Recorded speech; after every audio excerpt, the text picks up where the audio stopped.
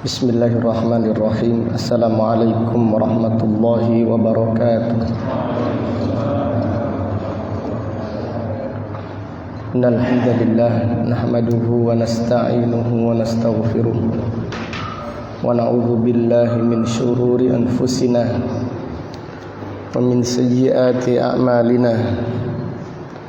May yahdihillahu fala mudilla lahu ومن يضلل فلا هادي له وأشهد أن لا إله إلا الله وحده لا شريك له وأشهد أن محمدا عبده ورسوله أما بعد فإن أصدق الحديث كتاب الله وخير الهدي هدي محمد صلى الله عليه وسلم وشر الأمور محدثاتها wa kullu muhdatsatin bid'ah wa kullu bid'atin dhalalah wa kullu dhalalatin finnar.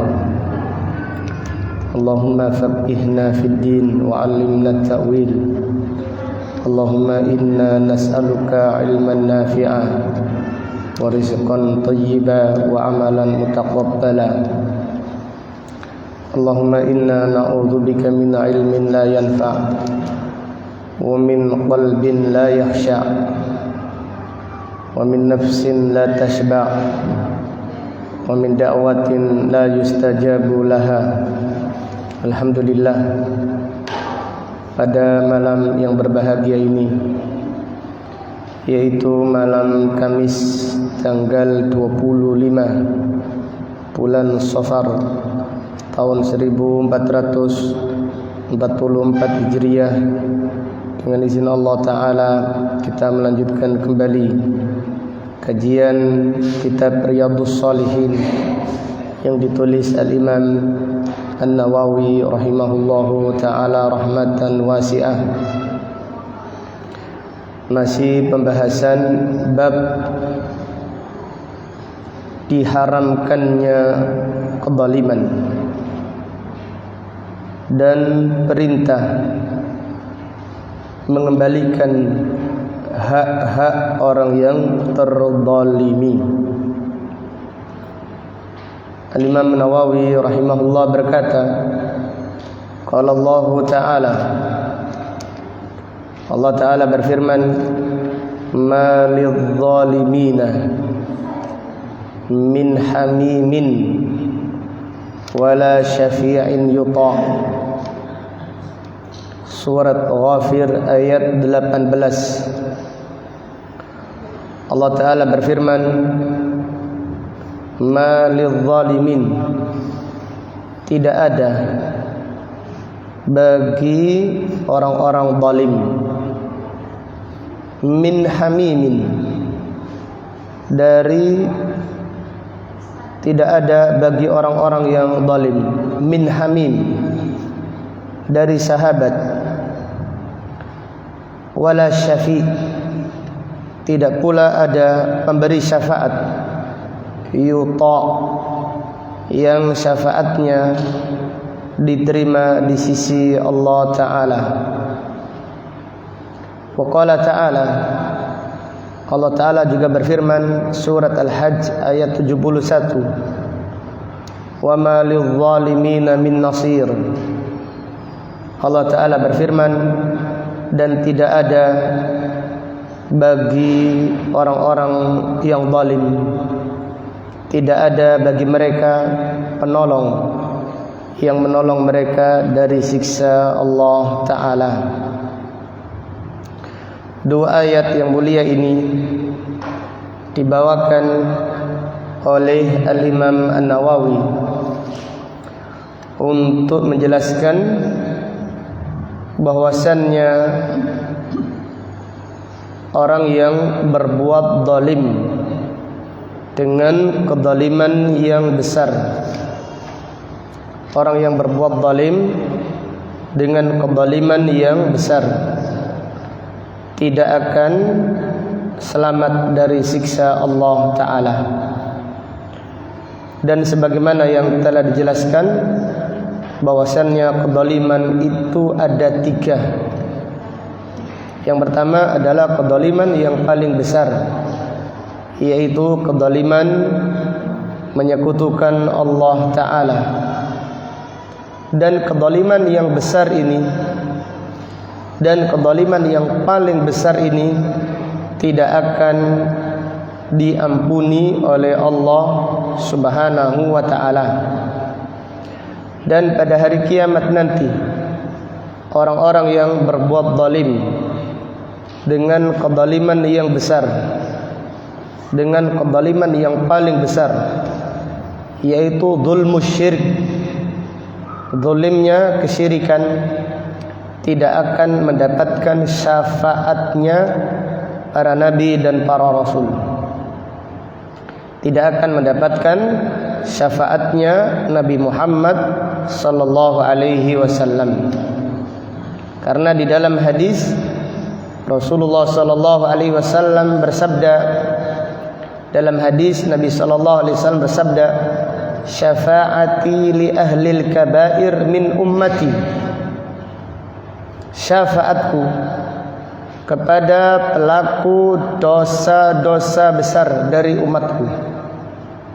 Ada orang yang melakukan dosa besar, orang yang bermaksiat, tetapi tidak sampai melakukan kesyirikan, tidak sampai melakukan kesyirikan, masih mendapatkan syafaatnya Rasulullah sallallahu alaihi wasallam.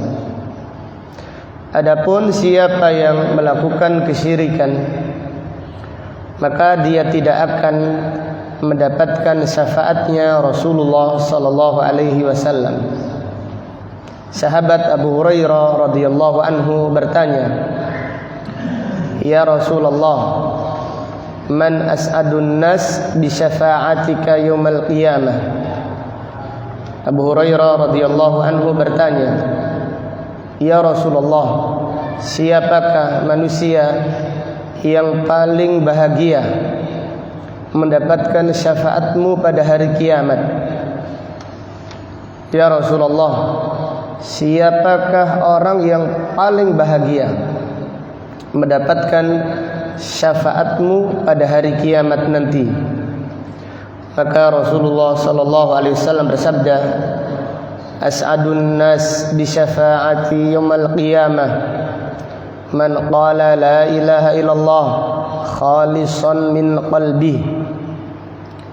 Manusia atau orang yang paling bahagia mendapatkan syafaatku pada hari kiamat, manusia yang paling bahagia mendapatkan syafaatku pada hari kiamat, man qala la ilaha illallah, yaitu siapa yang mengucapkan la ilaha illallah khalisan min qalbih, ikhlas dari hatinya. Ikhlas itu artinya tauhid. Ikhlas dari hatinya yaitu dia mentauhidkan Allah dan tidak melakukan perbuatan syirik. Ikhlas dari hatinya artinya mentauhidkan Allah dan tidak menyekutukan Allah dengan sesuatu apapun. Demikian pula makna ikhlas, yaitu mengharap ridha Allah dan tidak mengharapkan pujian manusia atau tidak mengharapkan tujuan dunia. Jadi siapa yang membaca la ilaha illallah dengan lisannya saja, siapa yang membaca la ilaha illallah dengan lisannya, tetapi dia masih melakukan kesyirikan,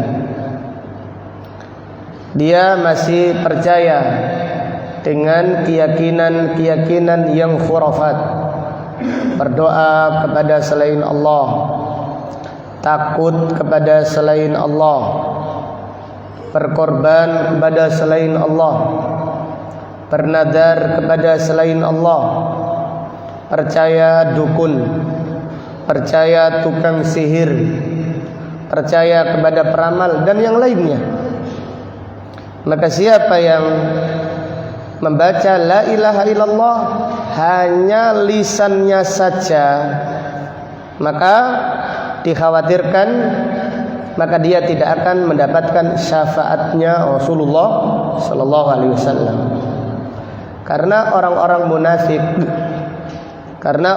munafik di zamannya Rasulullah sallallahu alaihi wasallam juga mengatakan la ilaha illallah Muhammadun Rasulullah. Karena orang-orang munafik di Madinah juga mengucapkan la ilaha illallah Muhammadun Rasulullah.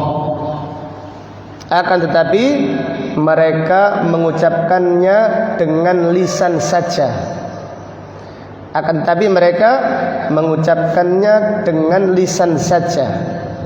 Tidak meninggalkan kesyirikan, tidak disertai dengan keyakinan hati. Maka ucapan la ilaha illallah dengan lisan saja tidak bermanfaat di sisi Allah. Akan tetapi yang bermanfaat adalah ucapan la ilaha illallah dengan lisan disertai dengan keyakinan hati, kemudian diamalkan dengan anggota badan. Dan salah satu konsekuensi terbesar dari mengucapkan la ilaha illallah adalah mentauhidkan Allah dan tidak menyekutukan Allah dengan sesuatu apapun. Dari dua ayat yang mulia ini diambil beberapa pelajaran dan faedah. Dari dua ayat yang mulia ini diambil beberapa pelajaran dan faedah. Yang pertama, anna syirka zulmun akbar, bahwasannya kesyirikan adalah kezaliman yang paling besar. Waalaikumsalam. Bahwasannya kesyirikan adalah kezaliman yang paling besar. Jadi kesyirikan adalah kezaliman yang paling besar, penyebab bencana yang ada di dunia ini banyak. Yang paling besar adalah kesyirikan. Yang paling besar sebab terjadinya bencana, malapetaka di dunia ini adalah kesyirikan. Karena kesyirikan adalah kezaliman yang paling besar. Allah Ta'ala berfirman, inna syirka la zulmun azim. Sesungguhnya kesyirikan adalah kezaliman yang paling besar. Sesungguhnya kesyirikan adalah kezaliman yang paling besar. Syekhul Islam Ibn Taimiyah rahimahullah berkata, kullu bala'in ala wajhil ard, semua bencana yang menimpa di dunia ini, semua bencana yang terjadi di dunia ini, sababuha asyirk, sebab terbesar adalah kesyirikan dan menyelisihi petunjuk Rasulullah sallallahu alaihi wasallam. Jadi penjahat itu jahat, koruptor itu jahat, penjahat itu jahat, pencuri jahat, koruptor jahat. Tapi yang paling jahat, yang paling zalim adalah orang yang menyekutukan Allah. Itu hukum Al-Quran. Itu hukum Al-Quran. Allah berfirman, inna syirka la zulmun azim. Sesungguhnya kesyirikan adalah kezaliman yang paling besar. Maka bencana yang terjadi di muka bumi ini, penyebab terbesarnya adalah menyekutukan Allah dan menyelisihi petunjuk Rasulullah sallallahu alaihi wasallam. Sedangkan kebaikan yang ada di muka bumi ini, penyebab terbesarnya adalah tauhid dan mengikuti petunjuk Rasulullah sallallahu alaihi wasallam. Maka semua kebaikan, semua keberkahan, semua kebaikan, semua keberkahan, semua kesejahteraan, semua keselamatan yang ada di dunia ini sebab terbesarnya adalah tauhid dan juga mengikuti petunjuknya Rasulullah sallallahu alaihi wasallam. Allah Ta'ala berfirman, walau anna ahlal qura amanu wattaqau lafatahna alaihim barakatin minas sama'i wal ard walakin kadzabu fa akhadnahum bima kanu yaksibun. Allah Ta'ala berfirman, sekiranya penduduk negeri beriman dan bertakwa, sekiranya penduduk negeri beriman artinya bertauhid, beriman artinya bertauhid dan tidak melakukan perbuatan syirik. Walau anna ahlal qura amanu wattaqau, dan mereka bertakwa kepada Allah, yaitu mereka mengikuti petunjuknya Rasulullah sallallahu alaihi wasallam di dalam akidah, di dalam ibadah dan di dalam muamalah. La fatahna alaihim barakatin minas sama'i wal ard, kami akan buka untuk mereka berkah dari langit dan berkah dari bumi. Kami akan buka untuk mereka keberkahan dari langit dan keberkahan dari bumi, yaitu sandang murah, papan murah, kemah ripa, apa lanjutannya? Lah jinawi, murah sandang, murah papan, baldatun thayyibatun wa rabbun ghafur. Baldatun, negeri, thayyibatun, negeri yang makmur, wa rabbun ghafur, dan Tuhan yang maha pengampun. Kenapa? Karena penduduknya mentauhidkan Allah, karena penduduknya tidak menyekutukan Allah, karena penduduknya di atas petunjuk Rasulullah sallallahu alaihi wasallam. Kemudian Allah Ta'ala berfirman, walakin kadzabu, akan tetapi mereka mendustakan, akan tetapi mereka mendustakan Al-Quran, dan mereka mendustakan hadis-hadis Rasulullah sallallahu alaihi wasallam dengan menyekutukan Allah, dengan menyekutukan Allah, dan juga dengan menyelisihi ajarannya Rasulullah sallallahu alaihi wasallam. Kedustaan yang paling besar yaitu dusta, mendustakan tauhid dengan menyekutukan Allah. Dan dusta yang paling besar berikutnya yaitu mendustakan sunnah Rasulullah sallallahu alaihi wasallam. Walakin kadzabu, akan tapi mereka mendustakan, yaitu mendustakan ayat-ayat Allah dengan menyekutukan Allah, dengan menyelisihi petunjuk Rasulullah sallallahu alaihi wasallam. Fa akhadnahum bima kanu yaksibun, maka kami menghukum mereka, maka kami menghukum mereka akibat perbuatan mereka. Kami menghukum mereka akibat perbuatan mereka. Jadi keberkahan yang ada di muka bumi ini sebab terbesarnya adalah mentauhidkan Allah dan mengikuti petunjuk Rasulullah sallallahu alaihi wasallam. Dan sebab utama terjadinya bencana, terjadinya bala, terjadinya musibah di muka bumi ini, sebab utamanya adalah menyekutukan Allah dan menyelisihi petunjuknya Rasulullah sallallahu alaihi wasallam. Kemudian pelajaran berikutnya,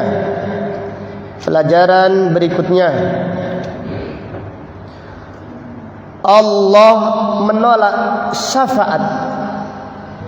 Allah menolak syafaat para malaikat dan para nabi serta orang-orang saleh. Allah menolak syafaatnya para malaikat, syafaatnya para nabi, dan orang-orang soleh jika diberikan kepada orang-orang yang berbuat syirik.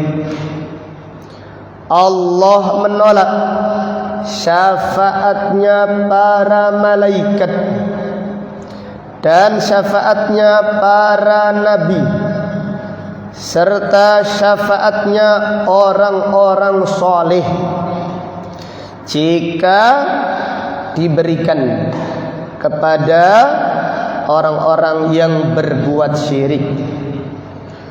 Nabi SAW sangat sedih karena pamannya meninggal dunia dalam keadaan musyrik. Nabi SAW sangat sedih karena pamannya meninggal dunia dalam keadaan musyrik, tidak mau membaca la ilaha illallah, tidak mau membaca la ilaha illallah. Lalu Rasulullah SAW bersumpah, wallahi la astaghfiranna anka, la astaghfiranna laka ma lam unha anka.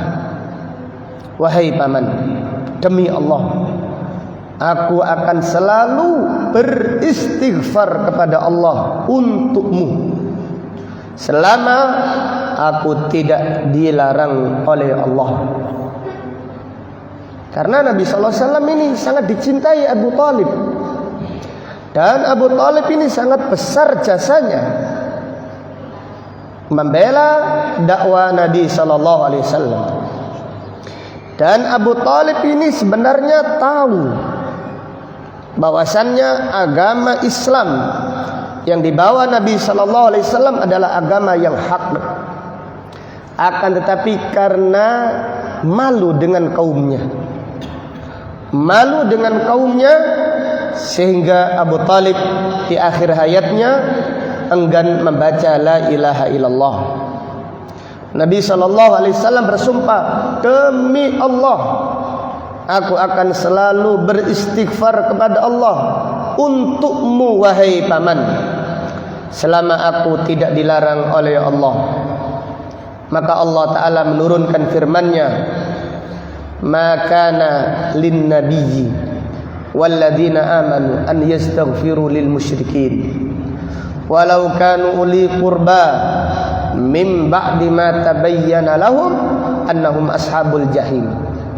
Allah Ta'ala berfirman, tidak layak seorang nabi, tidak patut seorang rasul, dan tidak patut bagi orang-orang yang beriman beristighfar kepada Allah untuk kaum musyrikin, walaupun mereka adalah kerabat dekat. Walaupun mereka adalah kerabat dekat, setelah nyata bagi mereka adalah penghuni neraka jahanam. Setelah nyata bagi mereka bahwasanya mereka adalah penghuni neraka jahanam. Jadi siapa yang meragukan kemuliaannya Rasulullah sallallahu alaihi wasallam, siapa yang meragukan kemuliaannya Nabi sallallahu alaihi wasallam, nabi yang paling mulia, nabi yang paling dicintai Allah, akan tetapi syafaatnya ditolak oleh Allah, yaitu syafaat kepada pamannya Abu Talib. Syafaat Nabi SAW untuk Abu Talib tidak diterima oleh Allah Subhanahu wa ta'ala. Maka ini menunjukkan faedah syafaatnya para malaikat, demikian pula syafaatnya para nabi, dan syafaatnya orang-orang soleh tidak diterima oleh Allah jika diberikan kepada orang-orang yang berbuat apa? Syirik. Karena Allah Ta'ala berfirman, man dzalladzi yashfa'u indahu illa biidnih. Tidak ada seorang pun bisa memberi syafaat di sisi Allah kecuali dengan izin Allah. Wallahu ta'ala a'lam. Kemudian hadis yang dibawakan oleh Al-Imam Nawawi, hadis yang pertama di dalam bab ini, Wa an Jabir radhiyallahu anhu anna Rasulullah sallallahu alaihi wasallam qala, dari Jabir ibnu Abdullah radhiyallahu anhuma, ia berkata bahwasannya Rasulullah sallallahu alaihi wasallam bersabda, ittaqudz zulmah. Nabi sallallahu alaihi wasallam bersabda, ittaqudz zulmah, takutlah kezaliman. Artinya takutlah berbuat zalim. Kalau dizalimi jangan takut. Jadi orang yang bertakwa itu takut zalim, takut mendolimi orang lain, takut mengambil hak orang lain. Adapun dizalimi jangan takut. Adapun dizalimi jangan takut.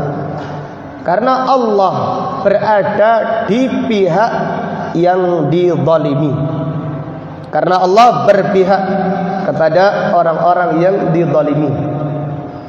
Dan Allah tidak membela orang-orang yang zalim. Maka Nabi sallallahu alaihi wasallam mengingatkan, ittaqudz zulmah, takutlah dari kezaliman. Fa inna dzulma dzulumatun yaumil qiyamah. Karena kezaliman adalah kegelapan pada hari kiamat. Karena kezaliman adalah kegelapan pada hari kiamat.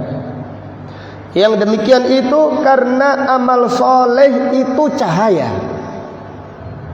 Amal soleh itu cahaya, melahirkan nur, cahaya di dunia dan di akhirat. Sebaliknya kezaliman menyebabkan kegelapan. Maka orang-orang yang masyarakat pun mengatakan demikian kepada orang yang zalim. Mereka mengatakan wong itu wis merem. Kalau dikatakan merem itu artinya apa?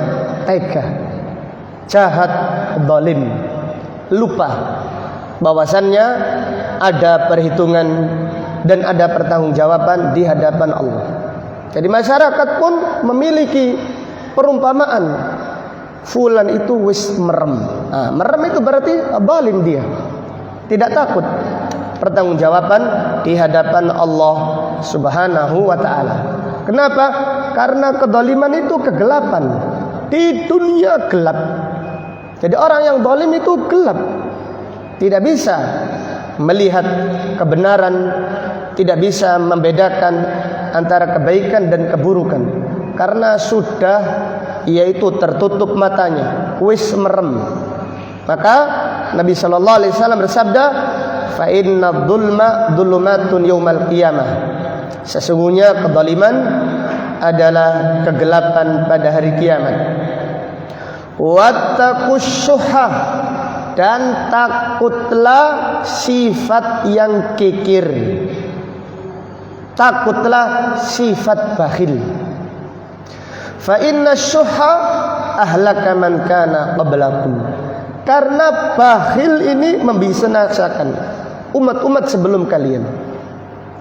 Karena bakhil itu membinasakan umat-umat yang terdahulu sebelum kalian. Jadi hadis ini menjelaskan bahwasannya bakhil ini kezaliman. Orang yang bakhil itu orang yang zalim. Dan gara-gara bakhil itu orang zalim. Gara-gara kebakhilan itu orang itu zalim. Maka lihatlah hadis ini. Hamalahum ala an yasfaku dima'ahum wastahallu maharimahum. Karena kezaliman mengakibatkan pertumpahan darah. Karena bakhil, karena kebakhilan ini menyebabkan orang itu menumpahkan darah orang lain. Jadi saking bakhilnya, orang itu sampai tega membunuh orang lain. Wastahallu maharimahum, dan mereka menghalalkan apa yang diharamkan oleh Allah Subhanahu wa taala. Orang itu kalau akhlaknya mulia, maka dia akan dermawan, suka memberi walaupun sedikit. Karena yang diingat Allah Subhanahu wa taala. Ingat Allah, ingat surganya, ingat ampunan Allah, ingat yaitu siksa Allah, berlindung kepada Allah. Maka Nabi SAW bersabda, ittaqun nara walau bisyikit tamrah. Takutlah siksa neraka walaupun sedekah secuil kurma. Maka orang yang bertakwa itu dermawan, loman. Orang dermawan itu tidak harus kaya raya. Berapa banyak orang yang kaya tapi bakhil. Kemudian hadis ini menjelaskan bahwasanya bakhil itu menyebabkan yaitu pertumpahan darah. Bakhil itu menyebabkan orang itu menghalalkan apa yang diharamkan oleh Allah. Orang itu kalau dermawan, didatangi keluarganya senang, masya Allah, alhamdulillah. Orang itu kalau dermawan, didatangi orang meminta-minta itu senang. Seperti Hakim Ibnu Hizam. Hakim Ibnu Hizam ini orang yang kaya raya, dermawan. Dia kalau setiap hari tidak ada orang, kalau ada satu hari tidak ada orang yang meminta kepadanya, dia mengucapkan inna lillahi wa inna ilaihi rajiun. Karena dia faham apa artinya harta ini. Dia faham apa artinya harta, yaitu untuk disedekahkan, untuk meraih ridha Allah Subhanahu wa taala. Tapi orang itu kalau sudah bakhil, wah, berat. Keluarganya datang silaturahim, dipikir ada udang di balik apa? Di balik batu. Ini pasti ngelek utangan iki rene iki. Jadi turung-turung seudon dhisik. Lapo itu ngaren rene iki. Hati-hati kok utang wong iki kuyane. Delok potongane potongan utang wis ketok iki. Subhanallah. Ada keluarganya datang, turung-turung disambut kena apa? Cak utang ya. Wis kono utang-utangan iki. Subhanallah, keluarganya itu kepingin silaturahim, nyembung seduluran, nyembung kekeluargaan. Tapi gara-gara bakhil ini keluarga putus, sahabat tidak ada. Subhanallah, kalau belum punya saja semua orang dikerapyai.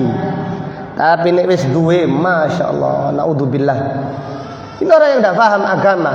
Maka Nabi sallallahu alaihi wasallam mengingatkan wattaqus syuhah. Takutlah sifat yang kikir. Karena bakhil itu membinasakan umat-umat terdahulu. Karena kebakhilan ini menyebabkan terjadinya pertumpahan darahan. Karena gara-gara bakhil saling memusuhi, saling tersinggung, saling emosi, saling marah, sehingga terjadi perkelahian gara-gara kebakhilan tadi. Gara-gara bakhil ini penyakit yang bahaya, penyakit yang kronis, yang menyebabkan terjadinya permusuhan, bahkan terjadinya pertumpahan darah. Wastahallu maharimahum. Bahkan karena kebakhilan menyebabkan orang itu menghalalkan apa yang diharamkan oleh Allah Subhanahu wa taala. Wallahu taala a'lam bissawab. Sudah ada nih ya? Belum atau sudah? Belum. Dari hadis ini terdapat beberapa pelajaran dan faedah yang bisa diambil. Pelajaran berikutnya, al-amru bittiqa'iz zulm, perintah takut berbuat zalim. Perintah takut berbuat zalim. Jadi kita ini diperintahkan takut berbuat zalim, tapi jangan takut dizalimi. Kenapa? Karena kalau kita ini dizalimi, Allah bersama kita. Allah mengabulkan doa kita. Tetapi kalau kita ini zalim, ini yang bahaya. Karena kezaliman adalah kegelapan pada hari kiamat. Dan karena orang yang berbuat zalim, pada hakikatnya dia berbuat zalim kepada dirinya sendiri. Jadi orang itu tidak sayang awake dhewe, kak sayang awake dhewe. Jadi kalau orang itu zalim, jahat kepada orang lain, maka dia pada hakikatnya tidak sayang dirinya sendiri. Allah Ta'ala berfirman, wa may yaf'al dzalika faqad dzalama nafsah. Siapa yang berbuat zalim kepada orang lain, pada intinya dia berbuat zalim kepada dirinya sendiri. Pelajaran berikutnya, bakhil termasuk dosa besar. Bakhil atau kikir termasuk dosa besar. Ini bukan dosa kecil, bakhil itu dosa besar, menyebabkan permusuhan, menyebabkan suudzon, menyebabkan kebencian, menyebabkan peperangan, menyebabkan pertumpahan darah. Naudzubillah. Kemudian pelajaran berikutnya, fihi annal karama min sifatil mu'minin, bahwasanya dermawan, loman itu ciri-cirinya orang yang beriman. Bukan mengharap pujian, tapi mengharap ridha Allah. Bukan mengharap pujian, tetapi mengharap ridha Allah Subhanahu wa ta'ala. Kemudian pelajaran berikutnya, kebakhilan menyeret seseorang melakukan kemaksiatan. Kebakhilan menyeret seseorang untuk melakukan kemaksiatan. Wal iyadu billah. Demikian yang disampaikan pada kajian malam ini. InsyaAllah akan kita lanjutkan setelah sholat isya. Subhanakallahumma wa bihamdika asyhadu an la ilaha illa anta astaghfiruka wa atubu ilaik. Assalamualaikum warahmatullahi wabarakatuh.